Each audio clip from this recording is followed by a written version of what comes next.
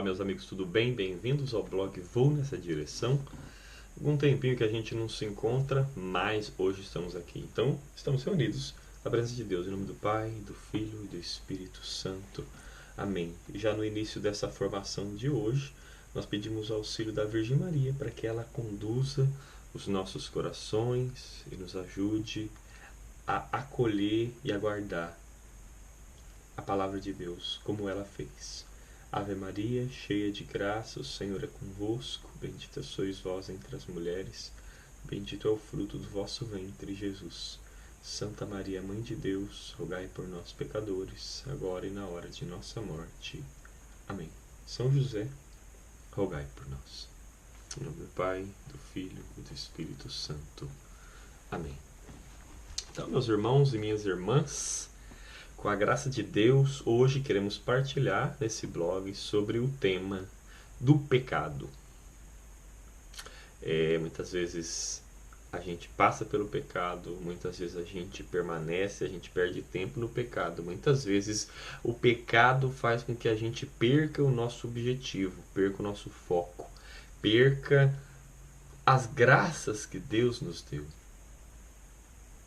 Mas essa mensagem de hoje é para abrir os nossos olhos também com relação ao sacramento da confissão, porque muitas vezes o pecado fica no nosso caminho, mas nós não confessamos ou nós nos entregamos ao pecado e achamos que o pecado é mais poderoso. Então, só para começar aqui, não é o tema, mas só porque o Espírito Santo está suscitando no meu coração, quero falar para você que o pecado não é mais forte que Deus. O pecado é uma desgraça. O pecado é terrível. O pecado é o que de pior a gente pode fazer, mas Deus é mais poderoso que o nosso pecado. Tá bom? E também, para que fique claro, essa pregação, essa formação vai para as pessoas que têm conhecimento do pecado. Porque o Catecismo da Igreja Católica define que não tem como você ser julgado por uma coisa que você não sabe. Mas também o fato de você não saber não é desculpa para que você não seja julgado. Então existem duas coisas que parecem contrariedades, mas elas na verdade se completam. Uma é, você não pode ser julgado pelo que você não sabe. E a outra é, se você tem acesso ao conhecimento, você pode ser julgado por não buscar o conhecimento. Mas enfim, para que a gente defina e tenha claro aqui, eu queria pegar a palavra de 1 João no capítulo 3, no versículo 4, porque São João define o que é pecado. Então está escrito assim: todo aquele que peca transgride a lei, porque o pecado é a transgressão da lei. Palavra do Senhor. Então, o pecado é a transgressão da lei. Mas como alguém pode ser julgado se ele não conhece a lei? Ou se ele não sabe da lei? E que lei que é essa? São os mandamentos. Hoje, sendo dia 3 de novembro, o evangelho hoje de sábado à noite, que já é o evangelho de domingo na verdade, um rapaz chega para Jesus e pergunta quais são os mandamentos, e Jesus diz: amar a Deus sobre todas as coisas, com todo o seu coração, com toda a sua energia, com todo o seu entendimento, e ao próximo como a si mesmo. Então esses são os dois principais mandamentos. Mas é claro, existem os 10 mandamentos da lei de Deus, existem os 5 mandamentos da igreja. Então você só pode ser condenado pelo pecado se você tem consciência dele. Se você é católico, se você é protestante, se você é cristão, se você sabe o que diz sobre o que a Bíblia ensina sobre os 10 mandamentos, se você é católico, sobre o que a igreja ensina sobre os 5 mandamentos da igreja, a gente tem que seguir os mandamentos. Então, o pecado é a transgressão da lei. A lei de Deus cravada no nosso coração é o amor. Então, no Antigo Testamento, antes de Jesus vir, era a lei pela lei. Com a vinda de Jesus, no Novo Testamento, é a lei do amor. Então, no Antigo Testamento, os 10 mandamentos estavam gravados nas tábuas da lei. No Novo Testamento, com Jesus, os mandamentos estão gravados no nosso coração. Lá no íntimo da nossa alma existe essa realidade que, mesmo que se a pessoa não acredita, ela se sente incomodada de alguma forma com relação ao pecado. E o pecado incomoda. O pecado é a coisa que mais afeta, primeiramente, a nossa vida espiritual, é claro. Mas não só aí. O pecado também afeta a nossa vida psíquica. Os vícios. Cria-se uma necessidade psíquica de repetição, de tentar satisfazer um vazio que no fundo é espiritual.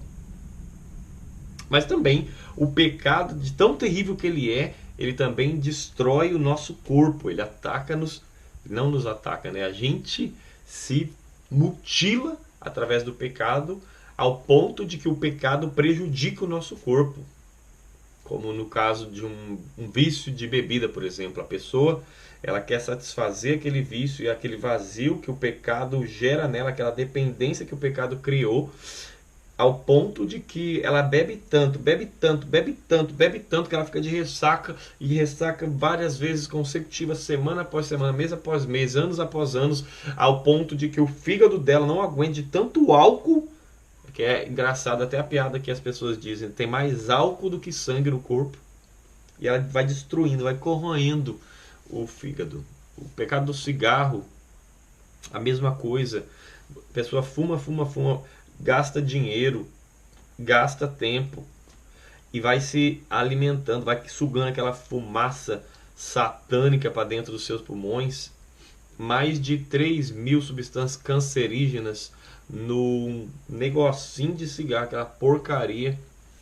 E aí você gasta o seu tempo que, em vez de você estar rezando, em vez de você estar com a sua família, em vez de você estar fazendo alguma coisa produtiva, você está fumando, e aquilo vai corroendo o seu pulmão ao ponto de que tantas doenças, tantas coisas ruins, câncer, fedor nos dentes, fedor na boca, na barba, a barba da pessoa fica amarela, a roupa fica fedendo, meu Deus do céu. Eu vou falar pra você, teve um tempo da minha vida que eu convivia com pessoas que fumavam, e a pessoa fuma perto de você, ela acha que aquilo não incomoda, e quando ela termina de fumar, ela está completamente fedendo, e a sua roupa também fica impregnada de tão terrível que é. O pecado é isso, você não vê mais, você cometeu o pecado, você não vê, mas o fedor, aquela coisa terrível fica, e os frutos são esses.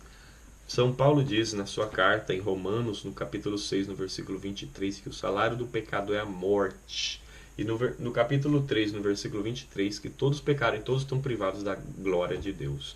Em Isaías, no capítulo 59, no versículo 1, o profeta diz que não é a mão de Deus incapaz de salvar, mas são os nossos pecados que colocam uma barreira entre nós e Deus. Então, o pecado é tudo de terrível, física, psíquica e espiritualmente.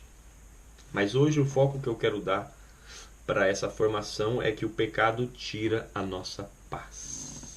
O pecado acaba com a nossa paz. Como se não bastasse as doenças, câncer, destruição das famílias, não só em relação aos vícios, né?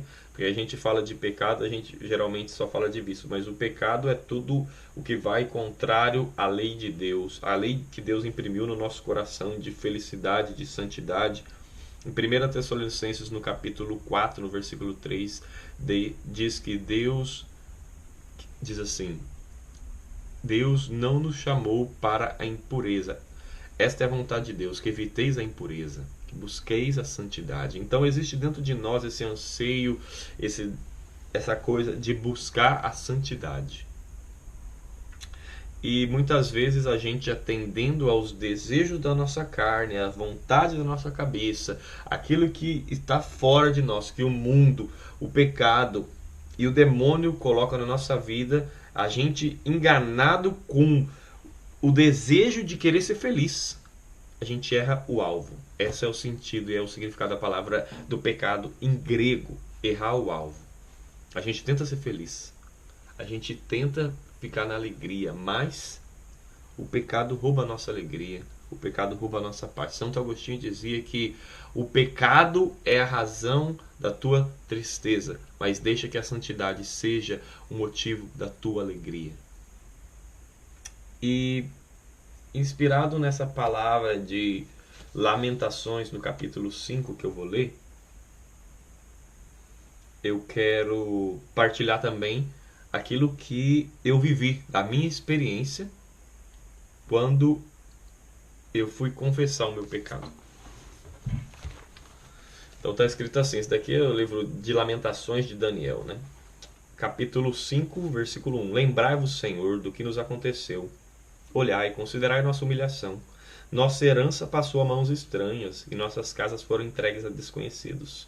Órfãos somos privados de nossos pais, e nossas mães são como viúvas. Somente a preço de dinheiro nos é dado beber a nossa lenha, devemos pagá-la. Carregando o jugo ao pescoço, somos perseguidos. Extenuamo-nos, não há trégua para nós. Estendemos a mão ao Egito e à Síria para obtermos o pão para comer. Olha só. O pecado nos faz ficar miseráveis. Miseráveis, estendendo a mão para comer. Não é isso que você vê aí? Quantos jovens, por causa de que são escravos do pecado, como está escrito em João, no capítulo 8, no versículo 34, todo aquele que se entrega ao pecado é seu escravo. Todo aquele que se entrega ao pecado é seu escravo. Quantos jovens estão aí, como está escrito aqui, estendemos a mão ao Egito e à Síria para obtermos o pão para comer. Estão estendendo as mãos. Estão como aquele jovem que saiu de casa, quis a herança do pai, esbanjou tudo que podia, até não poder mais, até o ponto que acabou suas riquezas, não tinha mais dinheiro. Foi trabalhar numa fazenda e desejava comer junto com os porcos. A lama do pecado, é isso que faz comigo e com você, é isso que faz com os jovens, é isso que faz com as famílias. A família, em vez de se satisfazer, se ajustar, se ajeitar, o marido com a mulher, com os filhos, com os outros familiares, não.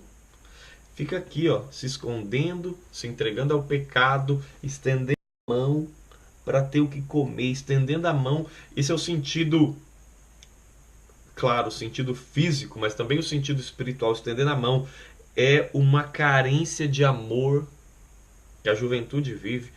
É uma carência de abraço, uma carência de carinho, e qualquer um que estende a mão, as pessoas estão pedindo, estão clamando através do modo que elas se vestem. Me ame. As mulheres mostrando o corpo. Me ame. Os homens querendo se satisfazer de tudo quanto é forma possível. Me ame. Querendo chamar atenção. Me ame. E tudo isso é fruto do pecado. O pecado faz com que a gente fique carente, que a gente fique necessitado, que a gente se humilhe ao ponto de querer se satisfazer, querer que alguém nos ame, que alguém estenda a mão para nós, para nos dar de comer. Ah, meus irmãos, mas que graça quando nós, naquela miséria desgraçada do inferno, lembramos, na casa do meu pai tem pão em abundância.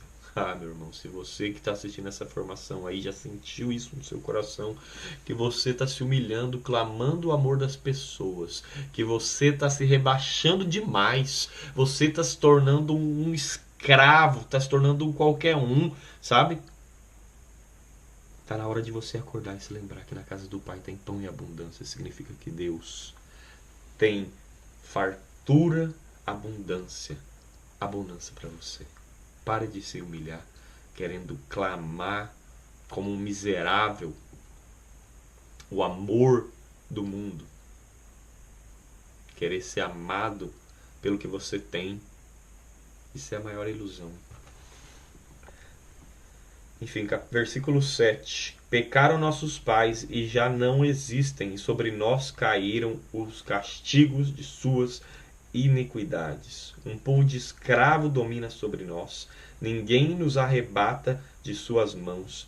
Se comemos o pão é com perigo de nossa vida por causa da espada que ataca no deserto. Nossa pele esbraseou-se como ao forno sob os ardores da fome. Foram violadas as mulheres de Sião e as jovens nas cidades de Judá. Chefes foram executados pelas mãos dos inimigos, que nenhum respeito tiveram pelos anciãos. Jovens tiveram que girar a mó, e adolescentes vergaram sob o peso dos fardos de lenha. É isso. Como se tivesse um peso nas costas dos jovens, dos adolescentes, que os faz se humilhar para tentar se adaptar às máximas do mundo, às máximas da carne, às máximas que o demônio quer que a gente viva. Você não foi feito para isso.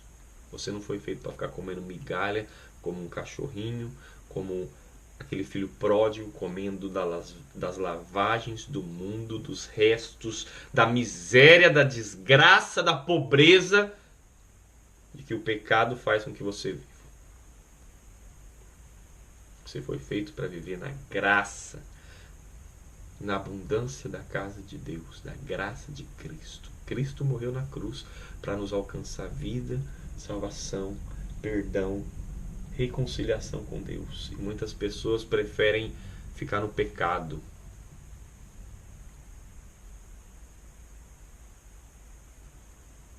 Não se assentam mais às portas os anciãos, deixaram os jovens de dedilhar as cordas da lira.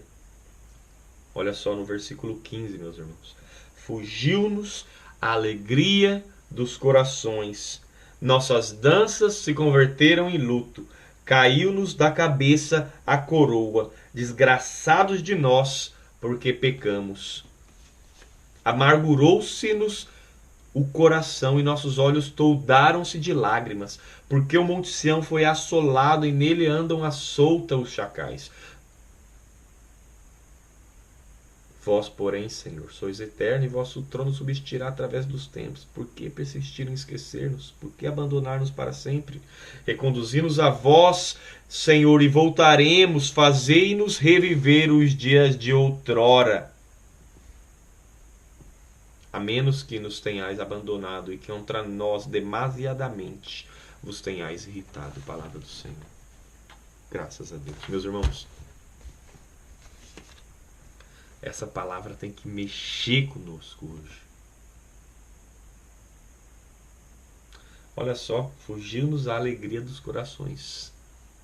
O pecado, ele sempre se apresenta como prazer, como alegria, como felicidade. O pecado nunca vai se apresentar como uma coisa ruim.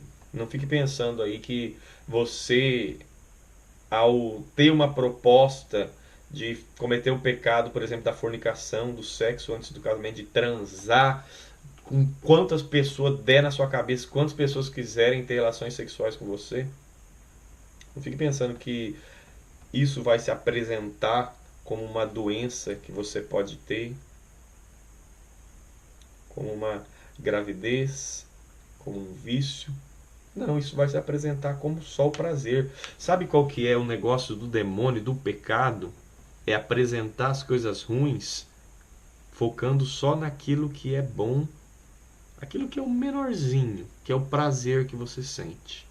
O resto, as consequências, as coisas negativas, tudo o resto que é mal, que vem junto, não é apresentado. O demônio é um bom vendedor. Ele vende bem o seu produto.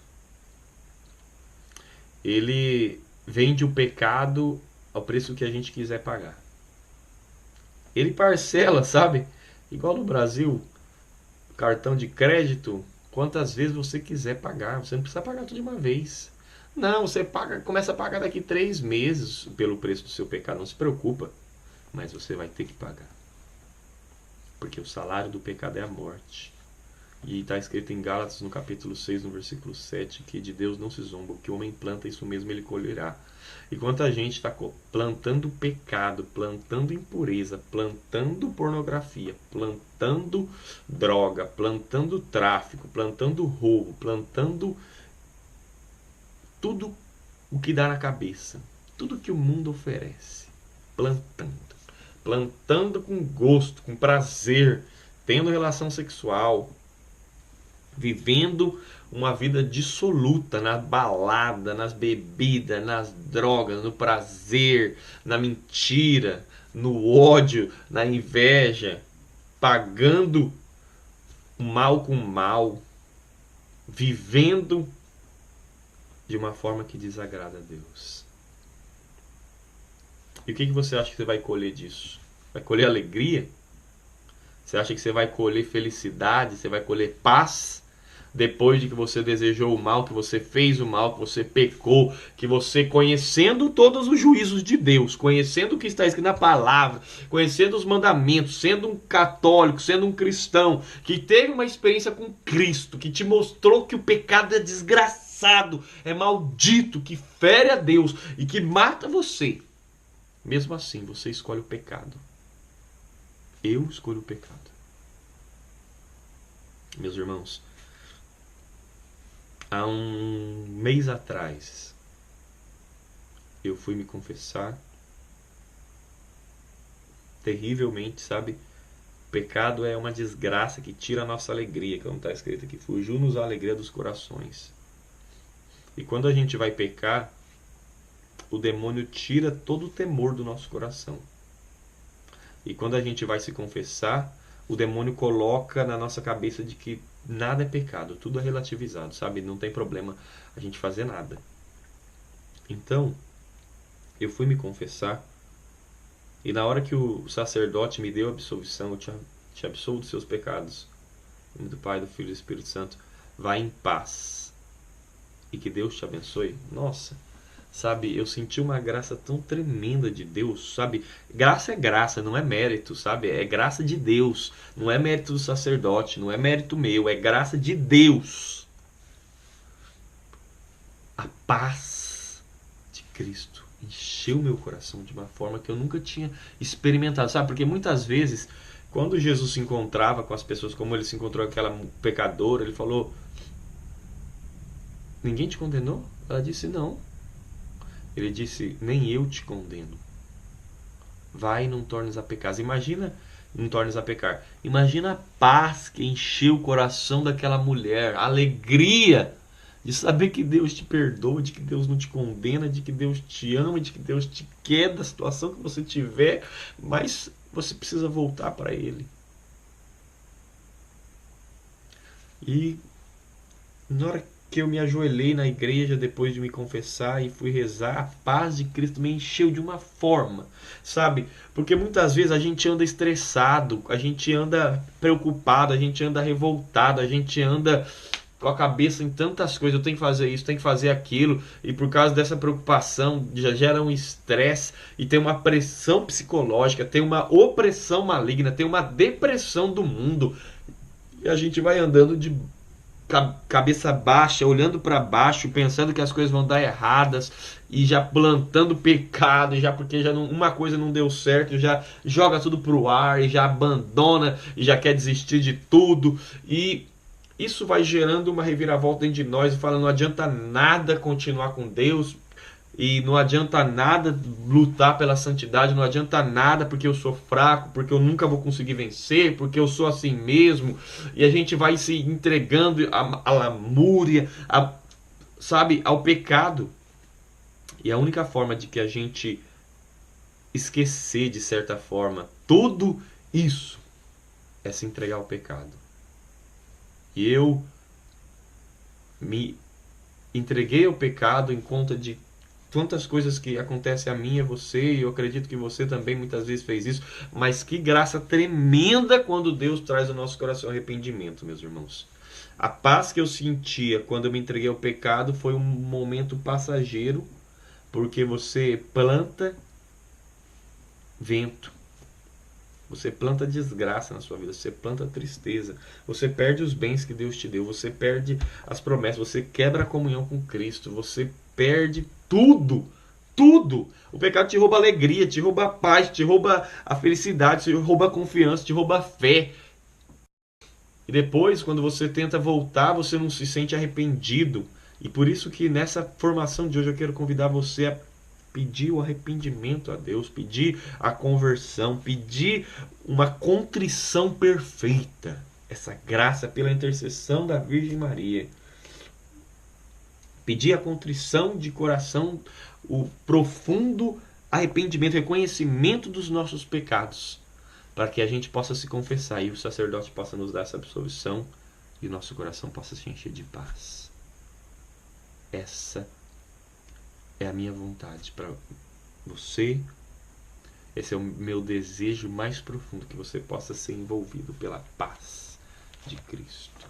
aquela paz que São Paulo disse, sabe? No capítulo 4 de Filipenses, no versículo 6 e 7, meus irmãos.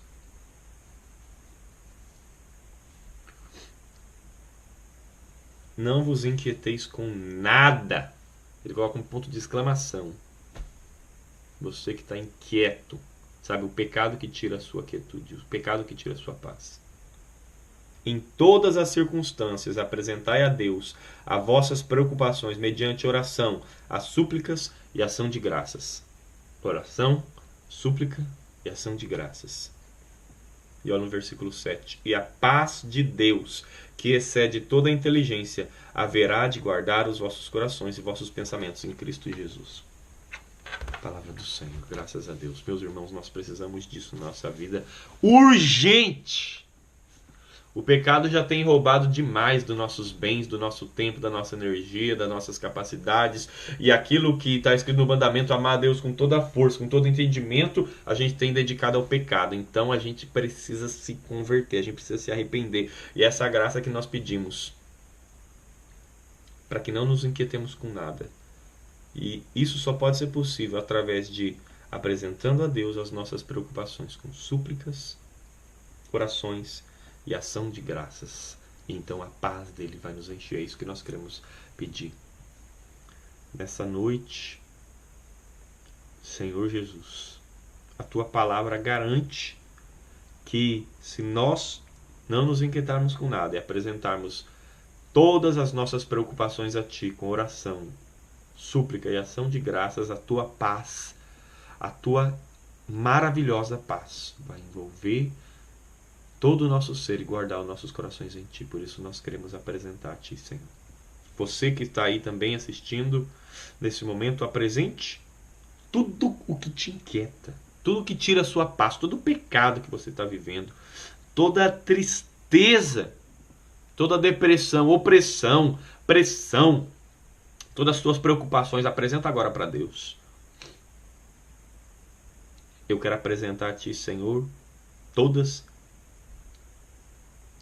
as dificuldades que eu tenho passado, todos os problemas que eu tenho enfrentado dentro da minha casa, com a minha família, com os meus amigos, com a minha caminhada, Senhor. Como tem sido difícil caminhar e permanecer firme na tua graça. Como tem sido difícil lutar contra o pecado e não me entregar ao pecado, Senhor. Como tem difícil lidar com tanta coisa, Senhor. Mas eu quero apresentar a ti todas e cada uma dessas situações, Senhor.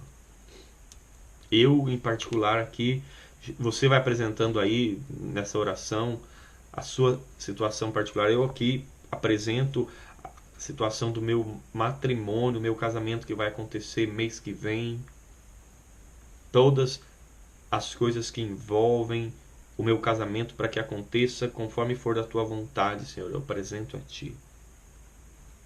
Apresento a ti a minha noiva, apresento a ti a nossa vida, apresento a ti a nossa casa, apresento a ti o nosso futuro, apresento a ti a família que queremos constituir com a tua graça, que a tua vontade possa sobrepor,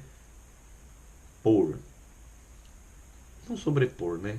Mas que a tua vontade possa prevalecer sobre tudo, Senhor, porque o Senhor é o Senhor de tudo. Apresento a ti preocupações com relação ao meu trabalho, com relação à minha família, para que a tua graça envolva e encha todas essas situações.